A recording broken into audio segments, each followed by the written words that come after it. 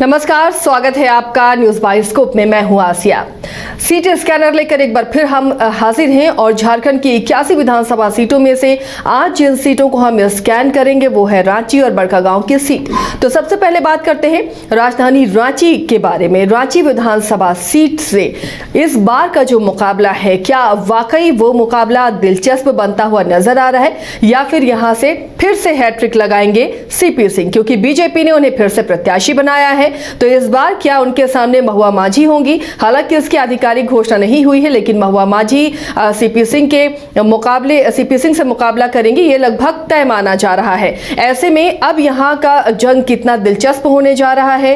क्या यहां anti incumbency है? क्या वो काम करेगी? कौन सा फैक्टर है जो रांची सीट से लगातार बीजेपी को जीत दिलाता रहा है? तो स्कैन करते हैं आज रांची सीट को। हमारे साथ वरिष्ठ सहयोगी राकेश रंजन जुड़े हुए हैं।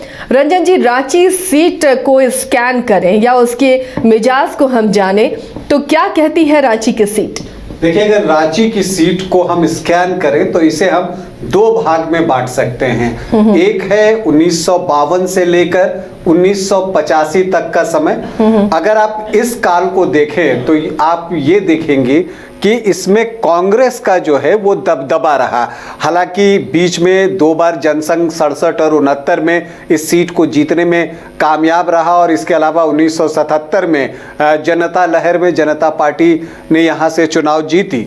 लेकिन फिर जब एक दूसरा आता है 1990 से, अगर हम इसे शुरू करें तो उसके बाद बीजेपी के अलावा कोई आता ही नहीं। मतलब 1990 से बीजेपी रांची में अजेय है, और रांची जो है एक अभेद्य किला जो है वो बीजेपी का बन चुका है, जिसे भेदने के लिए विपक्ष की ओर से हर चुनाव में कुछ न कुछ प्रयोग किए जाते हैं। एक होता है, फिर वो असफल होता है, फिर दूसरा प्रयोग होता है। पार्टियां बदलते रहती हैं, लेकिन एक तरफ बीजेपी का कैंडिडेट रहता है। और उसमें भी जब आप 1997 बाई इलेक्शन से आते हैं तो आपको एक ही चेहरा दिखता है, और वो है सीपी सिंह का चेहरा, जो हर चुनाव में जीतते चले गए। लगातार 6 चुनाव जो है वो सीपी सिंह ने जीते हैं। तो सीट स्कैन करने पर ये चीजें आपको दिखती हैं। इसके अलावा ये दिखती है कि रांची जो है अब बीजेपी का एक स्ट्रांग होल्ड बन चुका है यहाँ पर, और बीजेपी का पूरी तरह से यहाँ दबदबा रहा है पिछले 1990 के बाद जितने भी चुनाव हुए हैं। और जो वोट भी बीजेपी को मिलते हैं वो अगर आप अल्पसंख्यक वोट को छोड़ दें तो ऑलमोस्ट हर कास्ट से सीपी सिंह वोट निकालने में कामयाब दिखते हैं, और यही वजह है कि वो 6 बार से चुनाव जीत रहे हैं। और रंजन जी, इतना लंबा जब वक्त हो जाता है, लगातार 6 बार से चुनाव जीत रहे हैं सीपी सिंह, तो क्या इस बार एंटी इनकम्बेंसी है? क्योंकि सीट को लेकर भी देखिए काफी कशमकश थी। लग रहा था कि रांची सीट से शायद सीपी सिंह को मौका इस बार ना दिया जाए उम्र को देखते हुए, लेकिन फिर से उन्हें प्रत्याशी बनाया गया है। तो बीजेपी ने भी सर्वे किया होगा या कुछ देखा होगा कि फिर से सीपी सिंह को ही चुनावी मैदान में उतारा है। अब उनके अपोजिट अगर महुआ माझी रहती है तो क्या इस सीट का समीकरण जो है वो फेवर करता हुआ नजर आ रहा है महुआ माझी को, या फिर से सीपी सिंह के साथ जाएगा? देखिए, रांची जो सीट है वो 100% शहरी क्षेत्र है, तो यहाँ पर बीजेपी जो है वो थोड़ी मजबूत स्थिति में रहता है। और महुआ माझी जो पिछले 2 चुनाव से सीपी सिंह के खिलाफ उतर रही है, उसमें खास करके जो पिछला चुनाव हुआ 2019 में, वहां उन्होंने एक क्लोज कॉन्टेस्ट दिया सीपी सिंह को। और इसके पीछे भी वजह यह है कि महुआ माझी की जो रांची में एक पहचान है वो एक अलग पहचान है। और अगर आप देखें, और इसे अगर आप 2000 से अगर मान लीजिए हम लोग शुरू करते हैं, तो हम देखेंगे कि जैसे राज्य अलग हुआ था बिहार से, तो 2000 में उस समय तक आरजेडी और जो था वो बिहार का ही हिस्सा था रांची। तो उस समय जो सीपी सिंह के मुख्य प्रतिद्वंद्वी हुआ करते थे वो आरजेडी से हुआ करते थे, और उस समय जय सिंह यादव जो हैं वो सीपी सिंह के निकटतम प्रतिद्वंद्वी थे, मतलब दूसरी पोजीशन पर थे। फिर राज्य बनता है तो यहाँ का थोड़ा मिजाज बदलता है। मिजाज इन द सेंस इसमें बदलता है कि विजयी प्रत्याशी में तो नहीं बदलता, लेकिन फिर आता है कि अब दूसरी पोजीशन पर कांग्रेस जो है वो आने लगी, आरजेडी यहां से पिछड़ने लगा। जब आप 2005 में देखते हैं तो गोपाल प्रसाद साहू जो है वो दूसरे नंबर पर रहते हैं, पहले नंबर पर हमेशा की तरह सीपी सिंह। और फिर जब आप 2009 में आते हैं तो प्रदीप तुलसयान जो हैं वो दूसरे नंबर पर होते हैं। लेकिन फिर धीरे धीरे फिर जो एक झारखंड में पार्टियों की गोलबंदी शुरू हुई और जो राज्य स्तरीय पार्टियां हैं उन्होंने अपनी पैठ बढ़ानी शुरू की, तो 2014 में आके बदला और अब यहां पर महुआ माझी की एंट्री होती है। हालांकि उस समय कांग्रेस और जेएमएम में कोई गठबंधन नहीं था, लेकिन जैसे आरजेडी की जगह कांग्रेस ने ली थी, कांग्रेस की जगह जो है वो जेएमएम ने ले ली। 2014 में महुआ माझी चुनाव लड़ती हैं और लगभग 25% वोट लाने में कामयाब होती हैं और कांग्रेस को वो पीछे फेंक देती हैं। कांग्रेस को सिर्फ 5.3% वोट मिलता है। विजयी हर बार सीपी सिंह ही हो रहे हैं। और फिर आता है 2019 का चुनाव। जो 2019 का विधानसभा चुनाव था उसमें जो तत्कालीन मुख्यमंत्री थे रघुवर दास, उनको लेकर एक जबरदस्त एंटी इनकम्बेंसी थी और उसका असर रांची की सीट पर भी दिखा था। और फिर यहां पर आपको महुआ माझी की तारीफ करनी पड़ेगी। देखिए, जो महुआ माझी 2014 में 24.8, जिसे मैंने 25% कहा, 24.8% वोट पर थी, वही महुआ माझी 2019 में 43.3%, मतलब बहुत क्लोज फाइट था, बहुत क्लोज फाइट था। नेचुरली ये आप समझिए कि जो उन्होंने जंप लगाई कितने प्रतिशत, 25% था और आप वहां से 43 पर पहुंच रहे हैं। लगभग 18.5% मतों की छलांग जो है वो महुआ माझी ने लगाई और इसका जो है वो रिजल्ट दिखा। रिजल्ट ये दिखा कि जो सीपी सिंह 2000 में 36,000 वोटों से जीते थे, 2005 में 26,000 वोटों से जीते थे, 2009 में 27,000 वोटों से जीते थे और 2014 में तो 58,000 वोटों से जीते थे, उनके जीत का फासला 6,000 से कम रह गया। वो आ गया 5,904 वोट पर। और यही वजह है कि ये बातें भी होने लगी है इस बार कि क्या सीपी सिंह कैंडिडेट रहेंगे या नहीं रहेंगे। स्वास्थ्य एक कारण हो सकता है, इसके अलावा जो पिछले बार महुआ माझी के खिलाफ उनकी लड़ाई हुई और जो जीत का मार्जिन कम हुआ उसका भी असर हो सकता है। तो ये महुआ माझी का इफेक्ट जो है वो रांची सीट पर दिखा। लेकिन फिर से एक बार बीजेपी ने सीपी सिंह पर भरोसा जताया, बहुत तरह के बयानबाजी हुए, कयासबाजियां हुई, लेकिन अंततः सीपी सिंह को टिकट मिला और सूचना यही है कि महुआ माझी जो है वो जेएमएम के टिकट पर चुनाव लड़ेंगी। मतलब कांग्रेस इस सीट पर चुनाव नहीं लड़ेगी, ये भी साफ हो गया है। तो इसका मतलब ये हुआ कि रांची में होगी आमने सामने की लड़ाई। तो अब जब कांग्रेस वोट भी महुआ माझी के साथ है, दूसरा ये राज्यसभा सांसद भी हैं, तो इनका कद भी पार्टी में बढ़ा है, एक बड़ा चेहरा बनकर उभरी हैं महुआ माझी बीते दिनों से।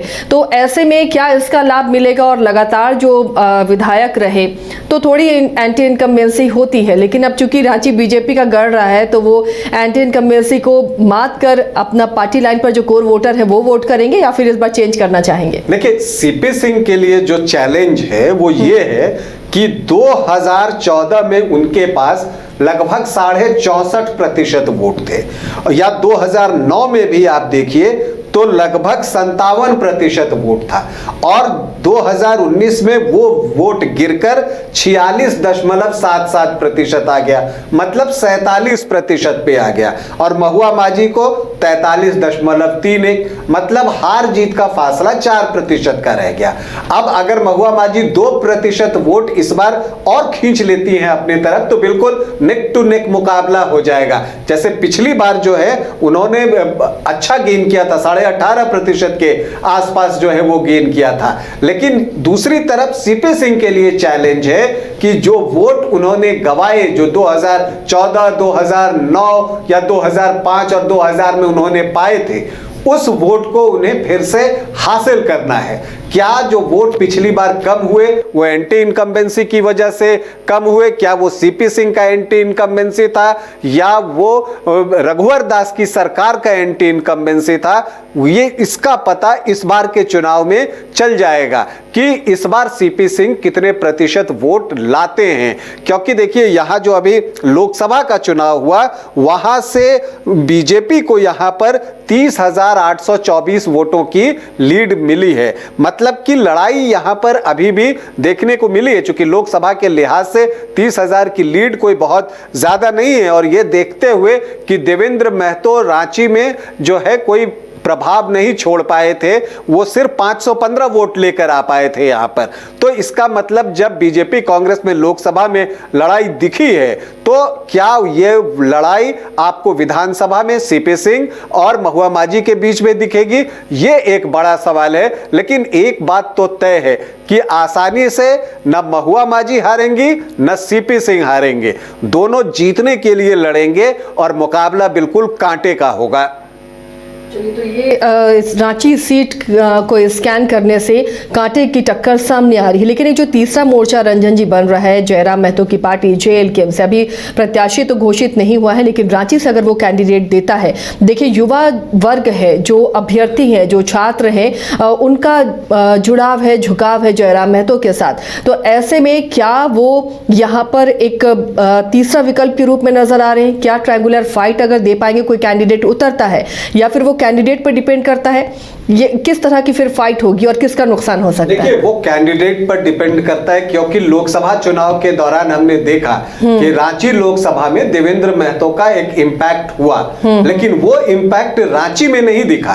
रांची में वो सिर्फ 515 वोट लेकर आ पाए, तो इसका मतलब वो इम्पैक्ट उसमें नहीं देखा। और इसकी वजह भी है कि अगर आप देखिए कि इस बार क्या हुआ है कि जो ये जेएसएससी सीजीएल वाला मामला आया है उसे बीजेपी ने लपक लिया है।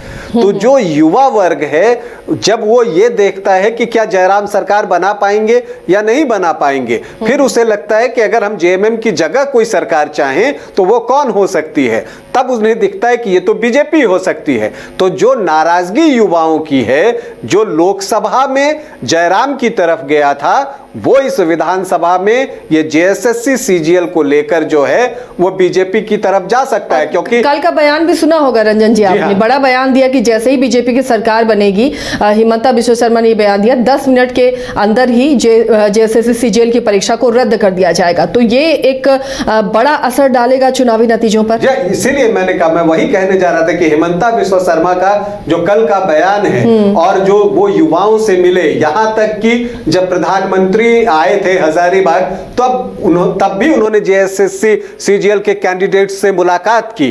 तो बीजेपी इस मुद्दे को नहीं छोड़ना चाहती, वो इस मुद्दे को उठाएगी, रोजगार की बात करेगी, सरकारी नौकरियों की बात करेगी और साथ में जेएसएससी सीजीएल परीक्षा में धांधली और इन सारी चीजों के आरोप जो है वो जेएमएम सरकार पर मढ़ेगी। अब इन सब का जवाब ढूंढना है महुआ माझी को, क्योंकि इसका जवाब उन्हें देना पड़ेगा, क्योंकि ये मुद्दे इस बार इस चुनाव में उठेंगे और न सिर्फ यहां उठेंगे, पूरे झारखंड में उठेंगे। देखिए रांची में मुद्दे वही होते हैं, अगर लोकसभा का चुनाव है तो राष्ट्रीय मुद्दे यहां प्रभावी होते हैं, और जब ये विधानसभा का चुनाव है तो जो राज्य स्तरीय मुद्दे हैं तो यहां पर रोजगार, सरकारी नौकरी, पलायन, इस तरह के मुद्दे, पानी की समस्या, ये सारी चीजें जो है उठाई जाएंगी, वो वही मुद्दे होंगे। भ्रष्टाचार का मुद्दा उठाया जाएगा और इन सब के जरिए जो है वो जेएमएम और उस सरकार को घेरने की कोशिश होगी। तो देखिए महुआ माझी पिछली बार जब थी तो उनका कोई बैगेज नहीं था। अब क्या है कि वो खुद राज्यसभा की सदस्य हैं। हर चीज का पॉजिटिव और नेगेटिव दोनों एस्पेक्ट होता है। तो जहां राज्यसभा सांसद बनने से उनका कद बहुत ऊंचा हुआ है, तो अब क्या होता है कि आप जो जनप्रतिनिधि होता है वो हर किसी का काम तो कर नहीं सकता, चाहे कोई भी हो।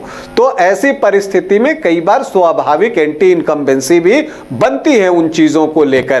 तो ये सारी चीजें सीपी सिंह के साथ भी रहेंगी, क्योंकि वो तो 6 बार से विधायक हैं, तो उसका असर उनके ऊपर भी पड़ेगा। दूसरी तरफ अब महुआ मांझी बड़ी नेत्री हो गई हैं, उनकी पहचान जो है एक अलग से बन चुकी है इस राज्य में। और यहां तक कि जब वो राज्यसभा में जाती हैं तो आप देखते होइएगा कि नेशनल मीडिया भी उनको स्थान देता है अपनी जगह। तो वो अब एक बड़ी नेत्री हैं। तो दो बड़े चेहरों के बीच ये फाइट होनी है, तो रांची एक हॉट सीट रहेगा जिस पर कि सबकी नजर होगी। चलिए, तो ये रांची विधानसभा का सीटी स्कैन किया है हमने और बताया कि किस तरह का यहाँ मुकाबला होगा।